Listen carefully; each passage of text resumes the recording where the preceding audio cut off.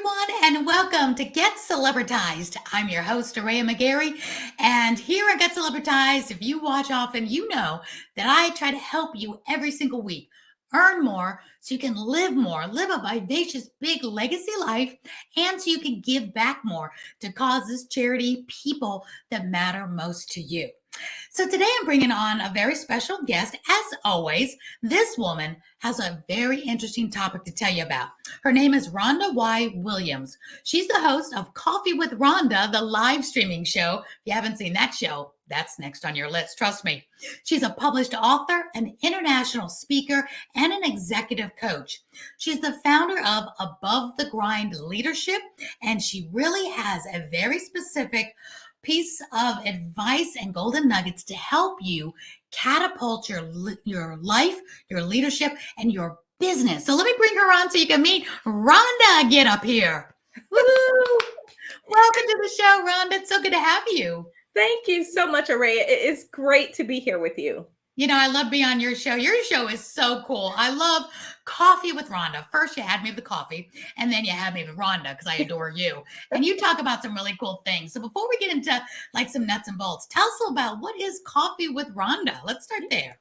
Yeah, so, we do a lot every day, right? In our work, in our lives. And I wanted to have a different kind of conversation. I wanted to bring together those entrepreneurs and those leaders and dig underneath the covers and get behind the scenes and talk about things that we don't often talk about deeply enough. We often skirt the subject lines, but we don't go deep. And so Coffee with Rhonda is an opportunity for you to grab a cup of coffee, come up to the table. And like what I like to say is we are the show for today's savvy leaders, right? We get into those conversations. So that is what the Coffee with Rhonda show is all about. And we stream Thursday mornings at 9 a.m. Central, 10 a.m. Eastern. Join us live if you want to be a part of the conversation.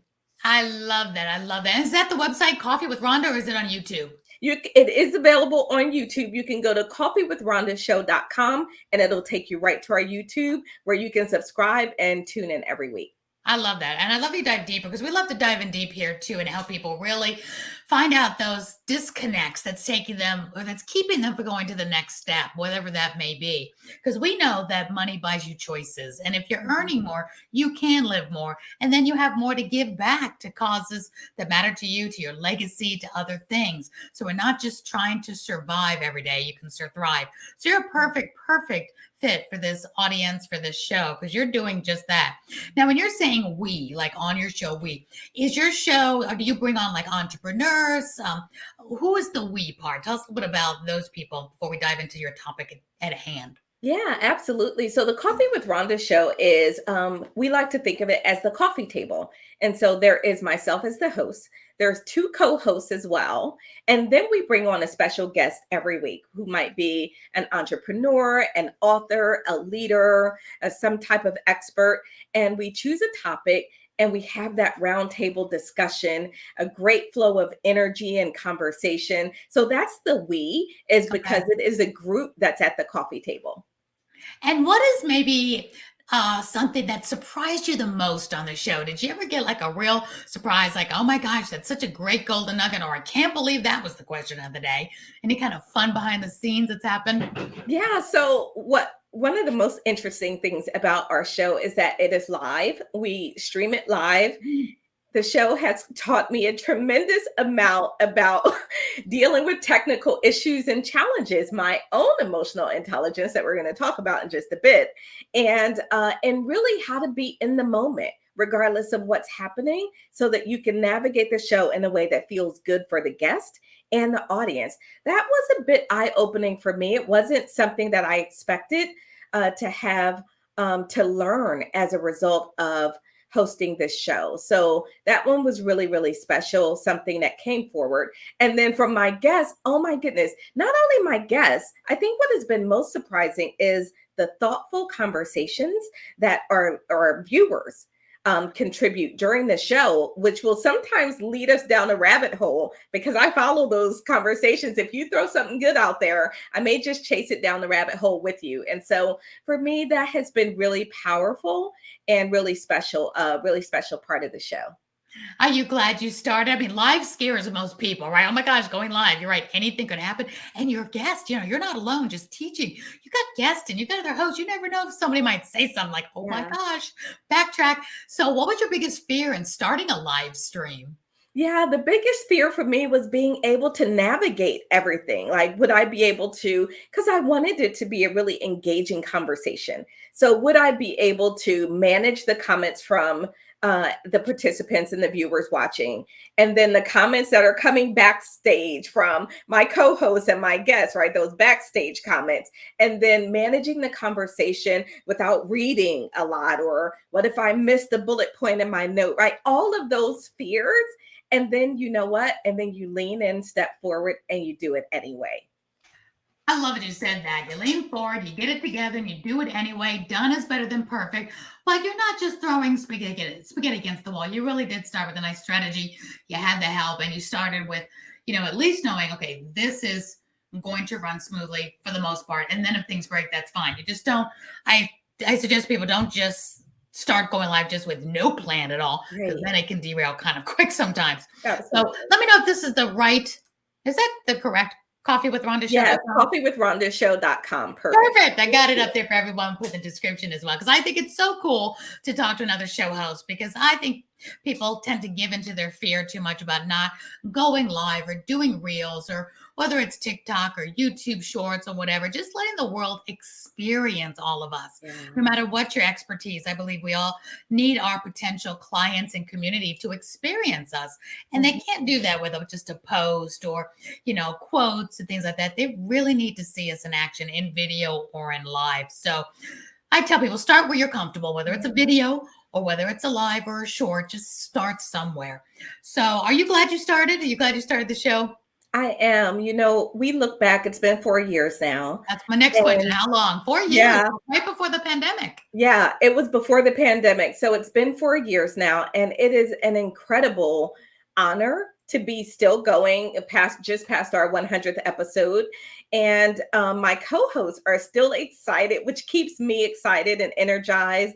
We learn so much from the show, right? When Oh, we yeah. really sit back, process the information that's coming forward from the show, we say that we could have our own the Coffee with Rhonda Show dictionary now. Like, new terms Yeah. surface and emerge, and all kinds of things happen on the show. Lingo. You should Yeah. do that. It's the Coffee with Rhonda Show lingo. Yeah. Have your own Scrabble game.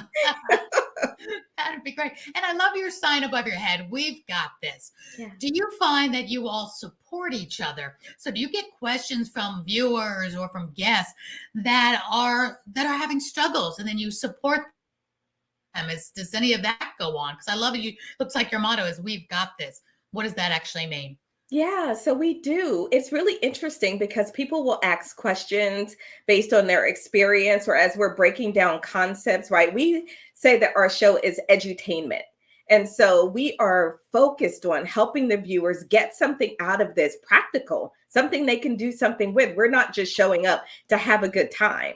Otherwise, we wouldn't still be coming back for 4 years, right? I need our guests to experience, like you said, to experience us and have takeaways from the show. So they ask questions sometimes during the show. As I said, we'll stop, we'll answer those questions and make sure that they feel like they're getting something by spending that valuable time, because I absolutely honor and respect people's time. And if they're going to spend a little of it with us, then I want that to be meaningful. When you're doing this, it seems like you've got a lot of balls in the air during a live show. You're trying to work with your guests, talk about something relevant. You've got this roundtable, chat going on. Do you have somebody, I want to say producing is like a big word. People get, a little nervous. Say, oh my gosh, I need a producer. They're thinking, like Shonda Rhimes. I'm like, no. Do you have somebody like helping you in the background, field the questions and bring them into you, having that person behind the scenes that helps well, this person had this question. So, and tell us a little bit how that would work if you do have somebody behind the scenes helping you. Yeah, so I've had that in the past. I don't have that currently. I really just sort of am in the moment navigating. It's funny, I was talking to someone on my team, and they said, that you are the executive producer of this show. You are navigating, you are doing all of these things. And so I find that very valuable to be able to, it's become an additional skill set, right, that I have. And I navigate it nicely. I read all the comments first before I put them up, right, in case there's anything inflammatory or, that I shouldn't put up. I do all of that first, but then it's just become really comfortable for me in navigating the process and bringing the questions forward, stopping the flow of the conversation to say, okay, time out. We've got a question that I really would like us to respond to, and that sort of thing. So it's become sort of a second skin a bit. I love it. Now with that, I love it. We kind of started off with that. Let's go into now your business. I want to ask you a couple of questions, but first and foremost, has or does the Coffee with Rhonda show feed into your business, to your strategy of your ROI? Does it flow into that, or is it completely separate and just something you do for fun, or is it your main business? Yeah, so that's a great question, Aurea. It absolutely does feed into my business. So the Coffee with Rhonda show is, we say, your cup full of inspiration, revelation, and wit for today's savvy leaders. Well, what is my business? My business is Above the Grind Leadership, where we do all things leadership. We help leaders become better leaders, right? By self-mastery, self-improvement, self-development, well-being. We have a very holistic approach to helping leaders elevate their leadership. And then we also help organizations develop strong, healthy, productive cultures. So everything that I do in my business is about leadership, and Coffee with Rhonda show is an extension of that, where we get to basically bring the leaders to the coffee table to sit down and have this conversation. So they definitely do support each other. So smart. I love this because, I'm the biggest cheerleader on doing that as well. Because again, people that experience you are more apt to buy into you. And there's some really big, big stats about the podcast listener and the podcast viewer that watches host are more apt to buy what the host sells. So even if they're not selling, but what they represent, whether it's a course, a book, an event, that's your community, and they listen to you and they learn from you week in, week out. So then when you go to do something, whether it's a retreat or a meetup or a book or a project or a webinar, those are the people that are chiming in. It's like a no-brainer. And it's a really easier way to, have those people come into whatever it is that your business is. So with that, let's get down to your business a little bit, because I love this, I don't want to say title, but I've never really dove into this topic, and I want you to do that for us. You talk about emotional intelligence. Yeah. Please explain and expand on what that is. Yeah, absolutely. So, when we were all growing up, we talked a lot about IQ, right? Which is your intellectual quotient. So everything was IQ as we were growing up. Well, today, everything is EQ. So what is emotional intelligence? Emotional intelligence is your ability to recognize and understand your emotions. What's happening inside of me? What's my thinking? What am I feeling? To be aware of that. Once you're aware of that, then you want to be able to manage your emotions and your feelings, right? So it's understanding your emotions and your feelings, it's managing. And then there is another really important step. Not only are you doing that for yourself, you're also doing that for others. So who's on your team? Who are you speaking with? Who are you engaged with? Who's your customer base? Who is your client, and what are they feeling? Being able to understand that. And then the final piece, and this is one that we miss and we don't do often, is you now need to be able to take what I call that golden information, right? That golden information is understanding your feelings, your emotions, your thoughts, understanding the feelings, emotions, and thoughts of others. You now need to use that information to get better outcomes, to create better relationships, to manage conflict better, to be a better influencer on your team and in your company. And so it's a series of skills that allow you to understand and manage your emotions and those of others, and then to use that information to develop those better relationships and more productive outcomes in your life. I love everything you just said. And everything you just said, my next question for you would be, why Rhonda? Why Williams? Mm-hmm. What brought you to teaching? I mean, everybody knows, that I'm teaching on podcasting and TV and all that, because that's my realm. So tell us a little bit about why you. How did you get into this particular, topic, which is so good. Everything you said is like so needed. So how did you start? Did you develop this yourself? Did it come from a specific background or training or experience that put you down this path to helping people with emotional intelligence? Yeah, great question. So I've had a long career in leadership. And so I've led at executive levels in hospitals. I've been a chief nursing officer, a hospital CEO, interim hospital CEO. And so through those experiences, as I continue to learn and grow, those leadership experiences can be really challenging. And so I needed to set a core and a foundation for how I could navigate those challenges. I didn't know what it was called at the time, but I knew I was developing it. Like, okay, things are going crazy right now, but I can't go crazy, right? There's a lot of stress right now, but I've still got to lead my team, provide good patient care. I've got to do all of those things amidst all of the stuff that's happening around. So I started really trying to hone in, understand myself, who I was as a leader, what was important to me, establish my core values. It wasn't until later that I began to understand, and I wanted to start to teach this to others because it has been the saving grace for me.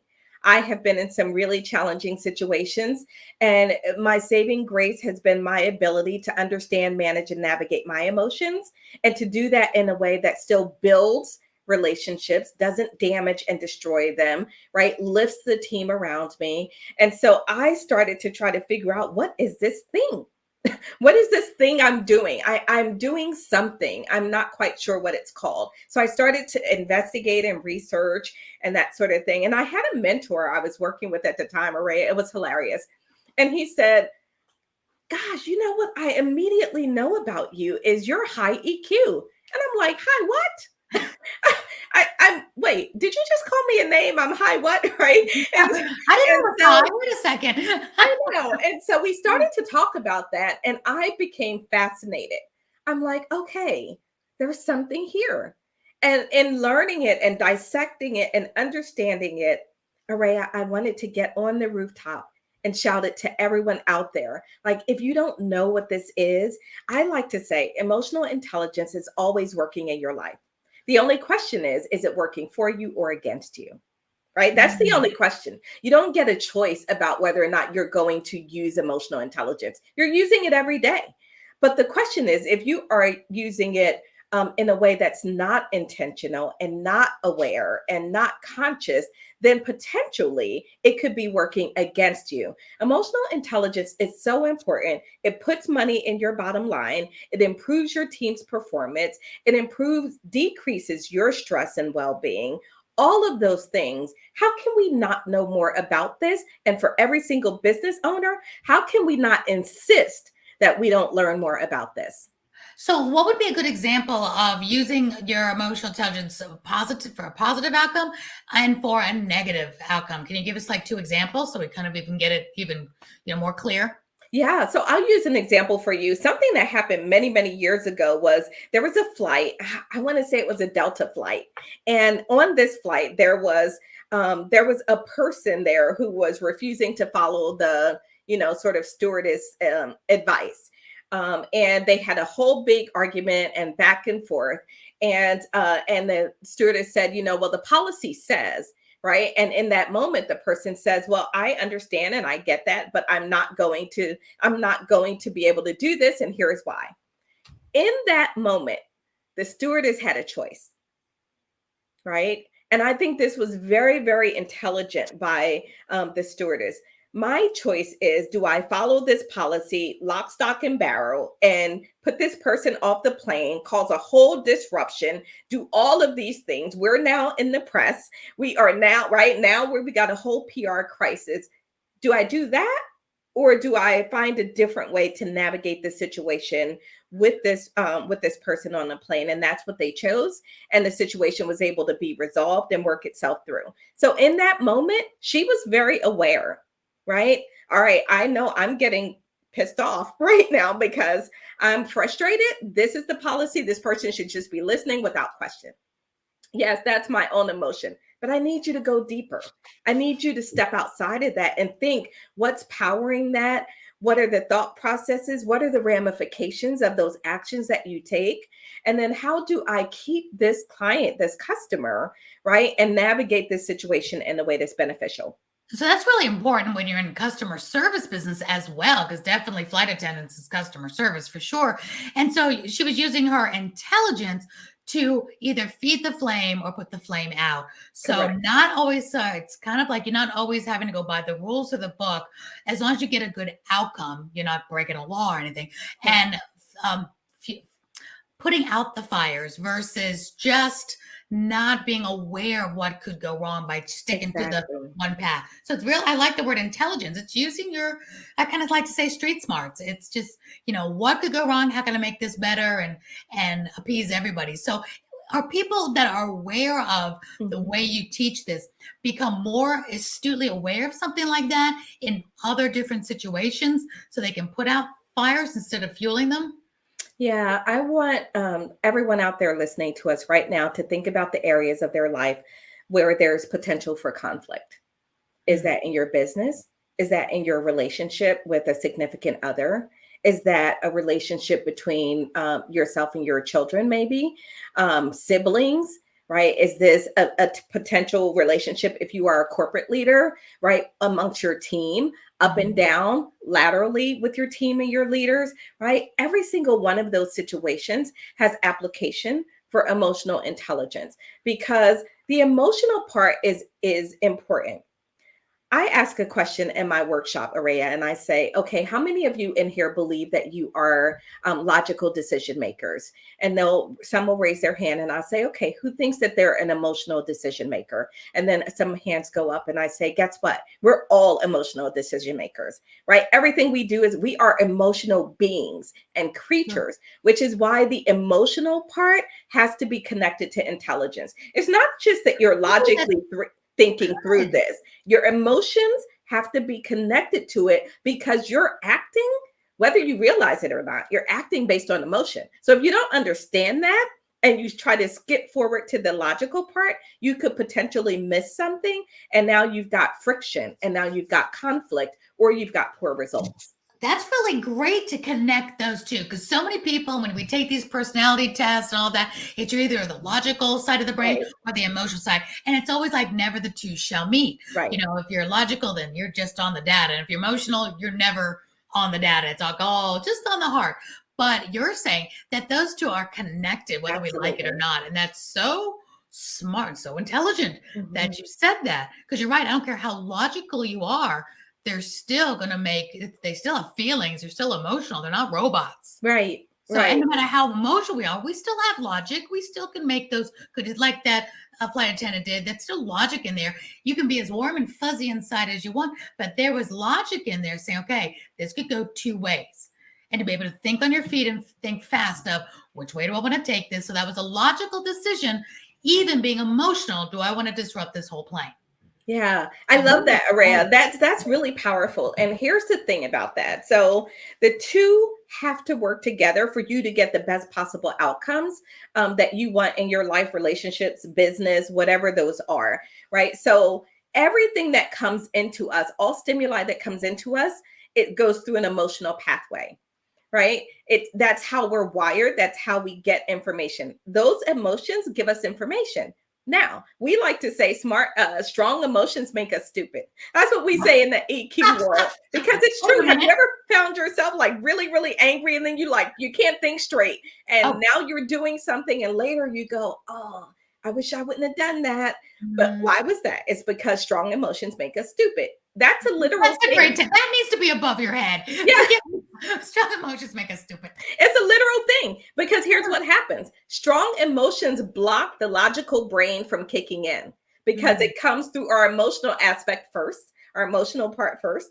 And then we get to the logic and it's blocked because of all of the hormones and all of that that's flowing. So what we need to do is pause, take a deep breath so that you can take those emotions and then you can process them, right? Logically to say, why am I so angry? What is this telling me? Well, it's telling me my expectation was different, that I wasn't expecting for this to happen. I wanted a different result. When you know what your emotions are telling you, now you can act on it. So let's say I get really angry. Let's take a situation everyone has had. You come down in the morning and the house is a wreck, the kitchen isn't clean, right? You're frustrated, you're angry, you're like, oh my goodness. So what is that telling you? It's telling me that I expected something different. I really have a desire for a different results. I would hope that something different is happening, right? That's what that anger is telling me. Now my question is, how can I use my intelligence to get to those outcomes? Right. So let's say I just start yelling and I get mad and now I'm upset and yelling. Well, does that really get me to the outcome that I want? Not really. I mean, I might feel good in a moment because I've blown off some steam, but ultimately, the three things that I said I wanted, I didn't get. Right. What I need to do is now logically process, why did this happen and how can I engage the other party in a conversation in a way that's self-honoring for me and honoring for the other person, so they are more likely to move with me towards the goal that I want, right? Big difference in just reacting emotionally versus processing those emotions, taking it into the intellectual aspect, and then using it to get better results. Well, that's a great example. So if you do come down the stairs, and like any mother can relate to this, whatever, and just, just complete chaos, even if like the night before, say, okay, everybody do what you're supposed to do. Maybe she made her point, everybody had chores to do and just nothing got done. We've all had those moments. She comes down and she wants to blow off steam because she told them the night before, but what would be the right response? So what kind of tools do you teach your clients that, okay, if that particular something like that happens, what are some steps that you should do now that you're looking at all this, you're tired, you haven't had your first cup of coffee? What does the emotionally intelligent person do in that aspect? Yeah, so I actually teach a proprietary method for raising emotional intelligence. Even wrote a book about it, right? What's the name of your book? What's the name of your book? So the book is The UCR Advantage, a simple way to boost your emotional intelligence fast. I love that. Can they get that on like Amazon? Yeah, absolutely. Awesome. Say it one more time. Yeah, the UCR Advantage. UCR? Mm-hmm. Okay. Explain. And then so what the three steps, I'll give you a high level overview of the three steps, and anyone can use this in any situation. In fact, I encourage someone, any of your listeners, to try it and then tap in, dial in, connect with me and let me know how it works so that I can help. Here are the three steps for the UCR Advantage. Step number one is the U, that is understanding. So you want to deepen your understanding. Remember, understanding of self. What am I feeling? Why am I feeling it? What are the thoughts that are powering those feelings in me, right? Every feeling is powered by some thoughts that you have, right? We're not talking about emotions. That's a whole different conversation. But feelings are powered by your thoughts. So what is that for me? What about the other person? What might they have been feeling? Maybe they were exhausted last night. Maybe they were up late working on a project or some homework or something. Like, what was happening with that other person? It's not enough that we look through our lens. We've got to also look through the other person's lens to figure out the next steps. So you want to deepen your understanding. That's the you. Now, before you move to the next step, I want you to do one thing. I want you to come up with a goal for moving forward. What does ultimate progress look like? Right? So develop that goal, write it down, focus on it. The goal might be, I want to have a more harmonious relationship. So I want to make sure that they're following through on their chores. I want to make sure that my team and my entrepreneurial business is consistent with follow through. Whatever that goal is, you write it down. Now we move to step two, which is the C in the UCR Advantage. The C is communication. So now how do I communicate to get closer to that goal, right? So do I communicate in a way that is affirming to others? Do I acknowledge their struggles? Do I communicate in a way that they feel heard, that they feel like they are collaborating in the discussion and the conversation? Am I always respectful? Am I really listening? Am I heart-centered, right? There's lots to communication, but I'm giving you a very high level here. So that's the C. So now that I have my goal, I've deepened my understanding. Now I need to align my communication with achieving that goal. Then I move to step three. So now I've communicated. We've had a good conversation about this. Step number three is, what do I do? right? That's the R, which is response. So your communication, your understanding, your goal, and your communication must be followed by the right response that supports alignment between all of those. Here's a great example. What if I say, okay, I get it. Here's what I'm feeling. I'm really upset, but my goal is to have this happen. Now, I communicate towards the goal, but then I fail to follow through, right? I don't do what I said I was going to do. I'm still underneath, kind of holding a grudge. I'm still irritable. I'm still angry. I don't do the things that are necessary. Now it's not going to work properly because there's misalignment between those three. And when your C, and your R are not aligned, then all kinds of chaos can erupt.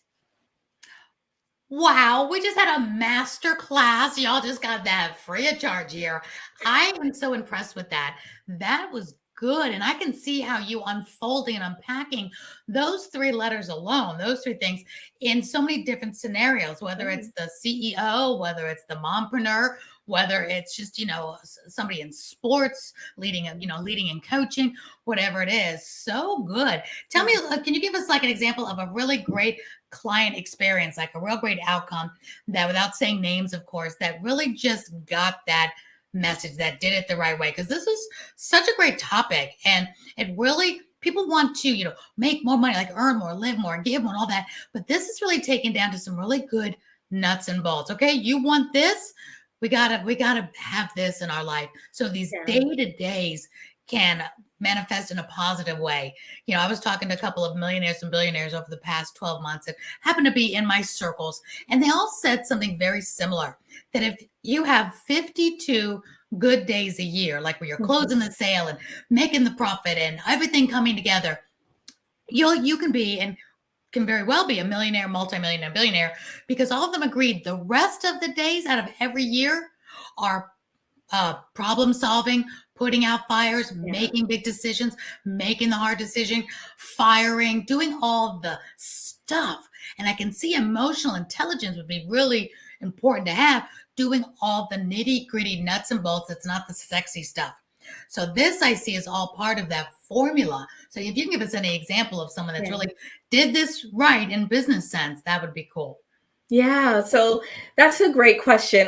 The one that comes to mind for me, and there are many, but the one that comes to mind for me is a business owner that I was working with that wanted to scale, right? Wanted to scale their business, and had some systems and processes and things like that in place. But in doing the work underneath, we were trying to figure out, okay, what's in your way, right? Why has this not happened so far? What's happening? So we did a deep dive and a dissect, and really started to understand that he had himself inserted in almost everything, right? So we had to unpack that a bit. Where is that coming from, right? What's the emotion behind that? What's the thinking behind that? Are you thinking that it only has to be me? I'm the only one that can do it right. And if I'm not there, it's all going to fall apart. That's all emotion, right? A lot That's of a that common problem too. A lot of yeah, people are that solopreneur, and then they go to expand, and now they're still in everything because they're used to exactly. doing it all themselves. Exactly. So after we unpacked it a bit, we looked at the team, because he did have a team in place. So we looked at the team and started to assess their capabilities and started to think about, okay, what can we shift? So we started with the you, right? And understanding and getting underneath, figuring out what his thinking was. How did his team feel about him being involved in everything, right? So that's an important piece of it too. And then we set the goal. What is it that you want? I want to expand my business. Okay, that means that requires taking yourself out of it, right? Out of some of it. So then the next thing we did is we went to the C, because now you've got to get the rest of your team to step up. So what's that conversation look like? Right? How do you have that in a way that is uplifting, affirming, that you give them some skin in the game, that you involve them, collaborate with them, right? So we set all of those in place around the communication. And then we went to the R, right? The response. So now you've had the conversation and did the communication. Now to actually put it into action. And the R was, are you holding yourself accountable? What are you doing? You say you want to get out, but are you actually doing it? Right? Are you still dipping your fingers in everything? Are you still calling every 5 minutes to make sure things are going Micromanaging? well? Absolutely. Because if you do that, they will never fully step up because they will constantly expect you. They will know that you're there to save the day and they will Yeah. expect you to do that. Right. And so the follow through, you've got to follow it all the way through. One without the other doesn't get you to where you want to be. And did they do that? They did. Yeah, they did. It took a little time and we kept having to circle back to accountability, right? Now, okay, remember now, some of this is habit. We do what we do based on habit most of the time. So helping him break some of those habits and form new habits, I think was a really important part of the process. How I know this will vary upon, the people and how long they've had certain habits for or whatever, how hard this new goal is. But on average, like your programs, how long for people to be in it to get results? If they're looking, okay, I need this, I need to learn how to do this better. I think we're all aware in some point, to make right decisions, whatever, but to really get this down as a strategy in our life or in our business. How long would you say, like the minimum amount of time? Or tell us a little bit about your programs, how they work. Is it a 3 month, 6 month, year, rest of your life, you're with me forever type of thing? No, minimum is 4 to 5 months. And that is because we need time to assess. We need time to come up with the strategy, how we're going to apply the strategy. We need time for you to implement, and we need time to tweak and adjust. Right there, perfection doesn't exist, and it will never be a straight line. So we might have the best game plan, and we get started, and you say, "Oh, but this isn't working," right? So then we go back to that piece. So I say 4 to 5 months, and I do that through an executive coaching program that's called the Power of C's. I leverage several different C's in order to get people through the program with the Power of C's, and we walk through it and help the business owner. We're trying to teach them to fish. Right? We're not giving them the fish. I want them to walk away with tools that they can use not only today, but tomorrow. And we can always come back. Like my clients tend to come back to me later on as they are ready for another goal or the next thing ahead of them. So all of that's available to them, but we want to make sure that they have a full understanding of how to leverage this to get the best outcomes. Now, this seems like a really intense, really needed type of program. So is this something that the solopreneur entrepreneur, can, fit into a budget, or is this mostly for like corporate, more executive, or do you have like different scales? Yeah, I do both. Right. So I tend to customize my programs, but basically I start with a framework and we talk it through to see if that is something that is aligned and will work for that entrepreneur. And then we make some slight tweaks or adjustments as needed. Like I tend to recommend that we meet twice a month. If some entrepreneurs are say, I think I would prefer once a month, I like to go a little bit slower or that sort of thing. We can make those adjustments. But for the most part, this is perfect for entrepreneurs, small business owners, and your corporate leaders as well. Nice that everybody have hope. And I always tell people, reach out, make calls. If you're resonating with anyone, anywhere, whether you're, watching, listening to this show, whether you're online, and whether you see somebody and think, oh my gosh, I could never afford to work with that person. Really? How do you know until you make the call? I'm all for you don't know unless you ask, and all you have nothing to lose for asking and finding out. Yeah. And so I think that's really important. So, I've got your website been showing that. I'll put that up again, that atgleadership.com, so they can reach out to you, which is wonderful. So let me ask you now, as we kind of wind up to the close of the show, what is in store for Rhonda? What is your big goal, your big juicy goal for 2024? Where do you see yourself? You got anything new and big on the horizon?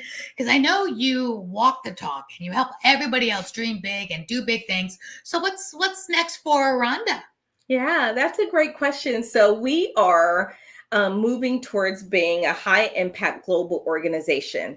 So in 2024, a big goal of mine is we have to expand our team, right? I am bringing on a group of certified coaches. So we're in the process now of putting together the certification process so that the coaches can be certified to go through our process and be able to deliver that high quality work, because we work not only with individual leaders, but we also work in the corporate space. We do workshops and trainings and full day retreats, half day retreats, all kinds of event speaking. We do all of that. So we need to make sure that our group is prepared for the growth that we expect effect in 2024. And that requires me to get my act together and get our systems prepared to do the certification for our coaches that we want to bring on.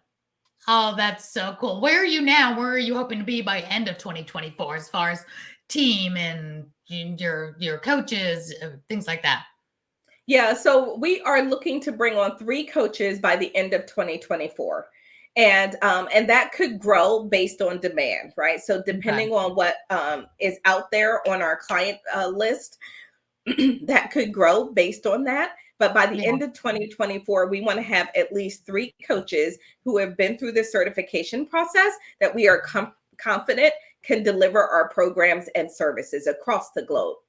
Should they have, do they already have to have gone through, like, do you work with clients? Do they have to already gone through your program? Or can they come in and get trained without having to first been your client? Yeah, they can come in and get trained without having been my client first, particularly if they have operated in this space before. So if they've done any coaching in the past, or maybe they even in their last corporate leadership world, maybe they've done some consulting and that sort of thing and want to get more into this space, then they can certainly come into our certification program, go through that program. And then if they want to work internally with us, then we can move them in that direction. I love that. So if people go to your website, will they find a way to email you and reach out to you about that? Yeah, absolutely. They can go to the website and email me, or I'm super easy to contact. Just email me at rwilliams@atgleadership.com, rwilliams@atgleadership.com. Just email me and we can have a conversation. So it's just the R. Williams and then at your website. So Yes. that's perfect, real easy. Well, then we'll put that in the description as well. Rhonda, this has been such a treat. This is really good, juicy nuts and bolts, that meat and potato that is really fun to have on this show now and again for those CEOs, entrepreneurs that really do want to earn more. We get lots of different types of stories here in the show. And sometimes it's that really juicy meat and potato on that earning more, that scaling. Right. Because then eventually when you are earning more, you're going to live a bigger and better life. You're going to be able to have the excess, even more excess to give back. So this has really, really been good. So as we wind down, tell us, if you could tell our viewers and listeners one piece, doesn't have to be one word, just one piece of advice that, let's say they never see you again or hear from you again, what would you like most to leave them with to help them have more emotional intelligence or live a bigger, better life? And then I'm going to ask you my closing question. Yeah, so that's a great question. I think the one thing that I would recommend is emotional intelligence is a big bucket. What I would love to see everyone do is to start with self-awareness. You know, the Mm. majority of us believe that we're self-aware, but research actually shows that that's not really the case.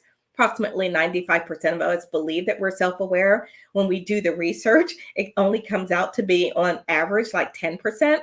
That's a huge, Really? yeah, that's a huge gap. What that means is most of us don't really recognize how we're showing up, but more importantly, as an entrepreneur, you don't know how that's impacting your bottom line.